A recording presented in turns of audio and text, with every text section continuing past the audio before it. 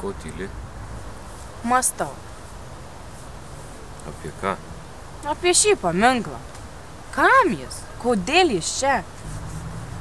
Tu gimnazistė ir nežinai, kad mūsų gimnazija Rygiškių Jono vardu pavadinta. Tai kad čia Jonas Jablonskis. Parašyta. Taigi čia tas pats žmogus. Jonas Jablonskis pasirašinėdavo Rygiškių Jono, Kriaušaičio, Obelaičio, Šipailos ir Vaidilos slapyvardžiais. O tai kodėl mūsų gimnazija nesivadina Obelaičio gimnazija? Galėtumėme būti obeliukai ir obeliukės. Baigtų, čia ilga istorija. Rygiškės tai kaimas, kuriame gyveno Jonas Jablonskis. Galėsim ten nuvažiuoti, nes matau, kad tau dar daug reikia sužinoti ir pamatyti. O